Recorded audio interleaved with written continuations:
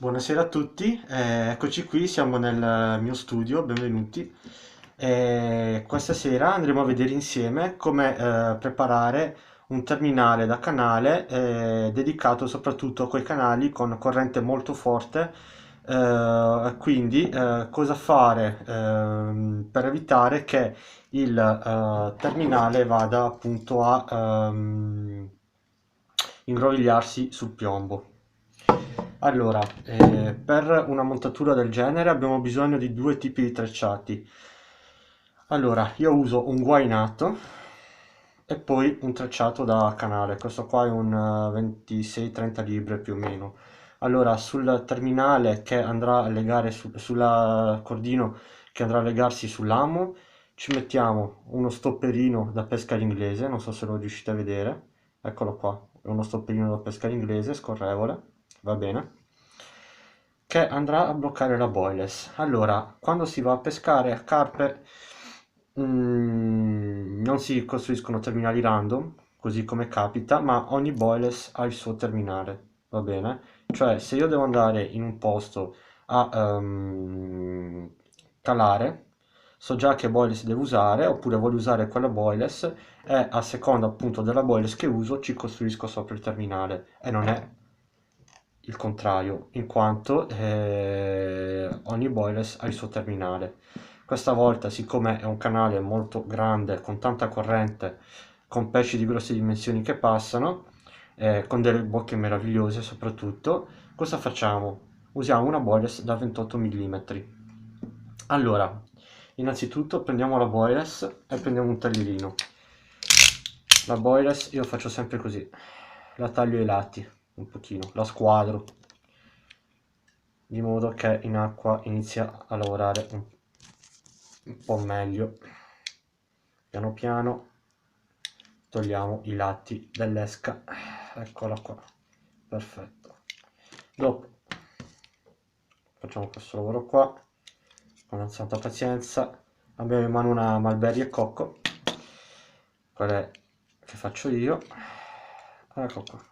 Abbiamo eroso i lati, come vedete, va bene? Allora, prendiamo il tracciato non guainato, ci facciamo un piccolo loop alla fine, eccolo qua, bene, così, piccolino, perfetto.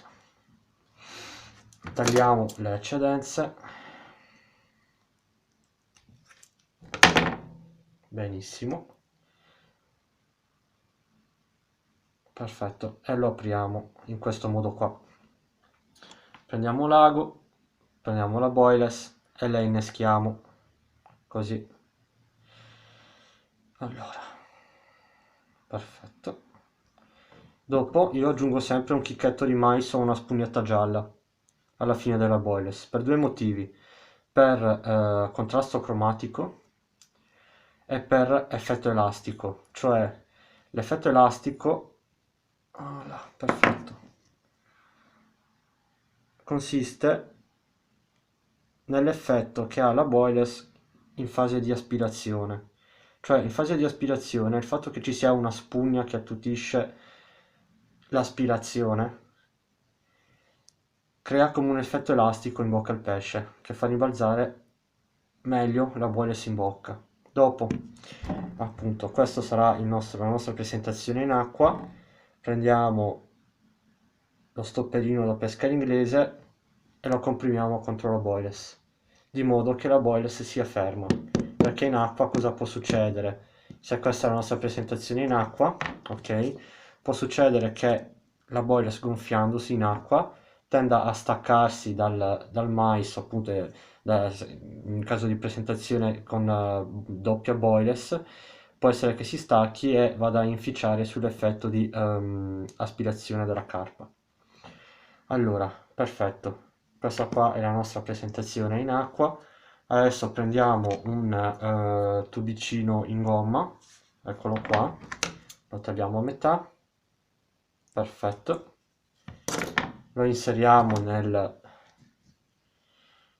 tracciato, così, in questo modo qua, ecco qua, lo lasciamo scorrevole, vedete? Lo lasciamo scorrevole, che scorra. Prendiamo l'amo, lo infiliamo nel tubo senza rovinare il materiale, possibilmente.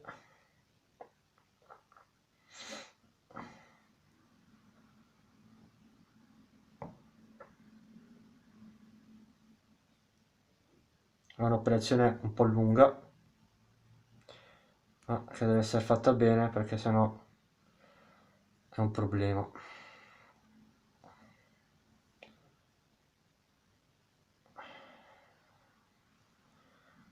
Ecco qua, perfetto. Facciamo uscire la punta dall'altra parte, perfetto. Oh là, bene, va bene così.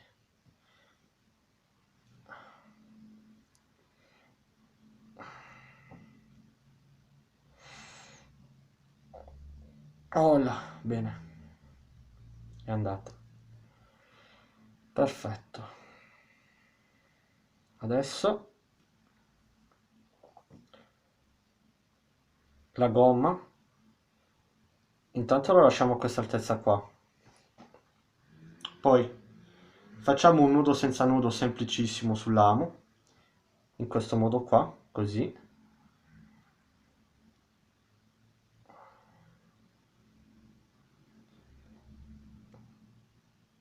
In questo modo qui. Allora, 1, 2, 3, 4, 5, 6, 7. Dopo tirare molto bene senza accavallare e tornare indietro di una sola volta con il filo. Bene. Lasciare sempre un po' di spazio fra l'amo e la presentazione. Perfetto, bene, benissimo. Adesso dobbiamo fare la prova se il terminale prende o no. Prendiamo una mano e facciamo 10 volte così. Una volta prende, 2 volte prende, 3 volte prende, preso 4, preso 5, 6, 7, 8, 9 e 10. Ha preso 10 volte. Dopo possiamo fare un'altra controprova, così. Aiuto, è un po' grossa la bolla, adesso non ci riesco. Vedere se il terminale prende, così. Eccolo qua, ha preso. Questa è la bocca del pesce. Il pesce passa, aspira, si alza, blom, e prende. Fa anche male. Ok, perfetto. Il terminale però non è chiuso qua, in quanto dobbiamo aggiungere un pezzettino di tubicino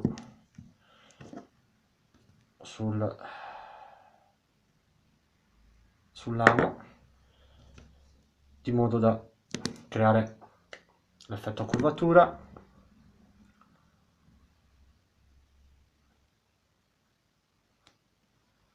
Oh là, perfetto. Andiamo a inserirlo. Benissimo. Così. Di modo che... Perfetto. Il terminale curvi. Allora, dopo prendiamo il guainato, lo stendiamo per bene perché tende a piegarsi. Con le forbici dobbiamo fare un'operazione molto delicata. Dobbiamo togliere la guaina,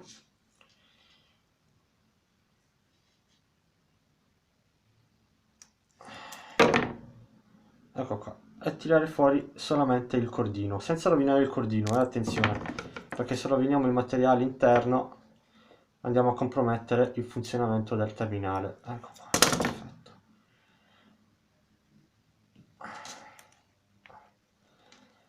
Benissimo, bene bene bene, ecco qua, perfetto. Quindi abbiamo la guaina e poi il cordino esterno. Andiamo a fare un nodo in Albright fra i due tipi di cordini. Allora, ho bisogno di prendermi lo spazio giusto, Allora, il nodo in Albright lo andiamo a fare molto semplicemente, si fa così. Dobbiamo lasciare sì e no 3 cm di cordino di treccia da terminale. Eccola qua. Facciamo così, così, così. Ok, 1, 2, 3, 4 e 5. Ok, poi si torna indietro. Voilà, perfetto, benissimo. Lo bagniamo per farlo scorrere. Ecco, perfetto. Voilà, adesso abbiamo il guainato che è praticamente collegato al nostro terminale. Rimuoviamo le eccedenze come al solito, ecco qua, vedete? Lo abbiamo collegato, ok? Adesso rimuoviamo le eccedenze. Allora, deve essere sempre pulito il terminale, ragazzi, sempre. Ok, rimuoviamo questa. È un nodo infallibile che non si stacca, questo qui, soprattutto fatto con i tracciati. Bene, allora adesso dobbiamo andare a fare un'altra operazione però, in quanto non deve esserci tutto questo filo vuoto sotto al guainato. Andiamo a tagliare il guainato dall'altra parte più o meno nella misura che ci serve. Eccolo qua. Recuperiamo un po' di filo libero anche di qua. Aiuto, ho sbagliato. Ecco qua. Recuperiamo un po' di filo libero anche di qua. Ok.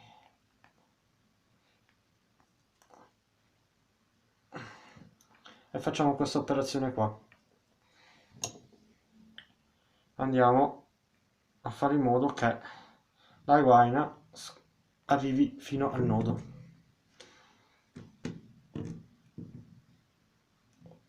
Piano piano la portiamo giù finché non arriva al nodo.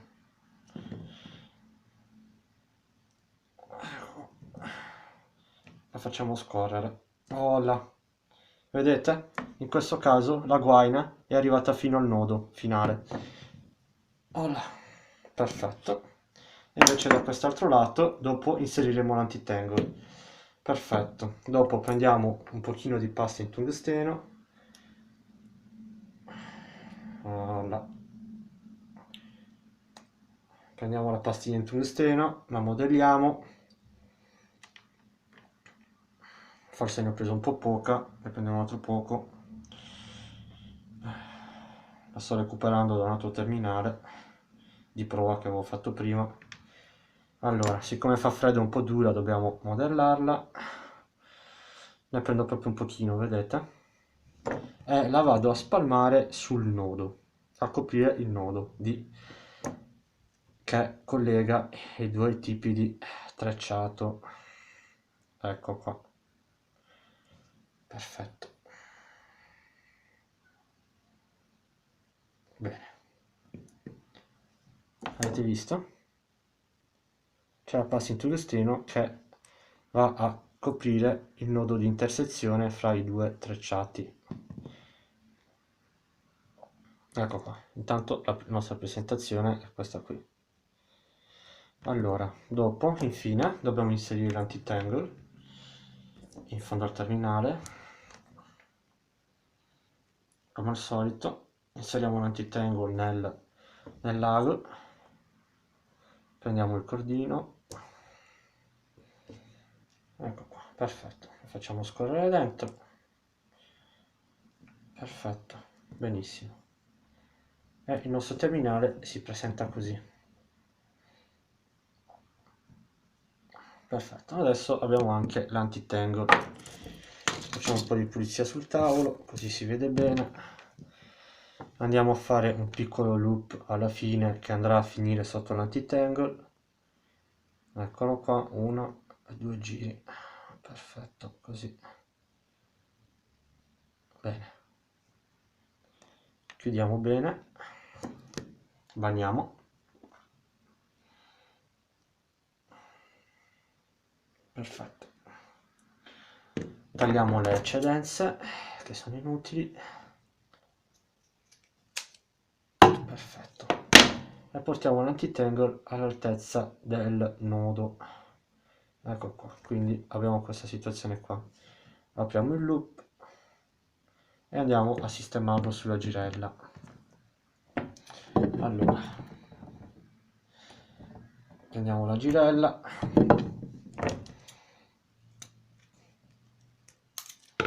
la inseriamo sul nodo, così.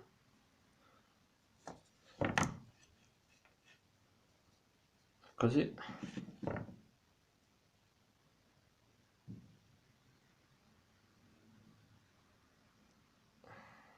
Mi scivola. Allora.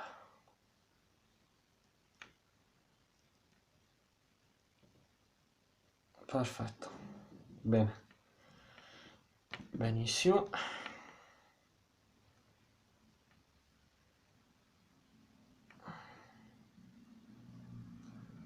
Facciamo scorrere l'anti-tangle fino all'altezza della girella, a coprire la testa della girella. Oh là. Ok. Perfetto. Allora. Bene. Poi prendiamo il filo, facciamo un loop abbondante da far passare la bolla del 28 dentro, così 1 2 3, chiudiamo bene. È un nodo che usavo tantissimo al mare questo. Ok, allora perfetto, lo inseriamo qua così. Inseriamo il loop nella girella, prendiamo la montatura, la facciamo scorrere tutta dentro, voilà, e dopo chiudiamo il loop. Qui non va, non so perché ma non va. Adesso la tiriamo bene comunque.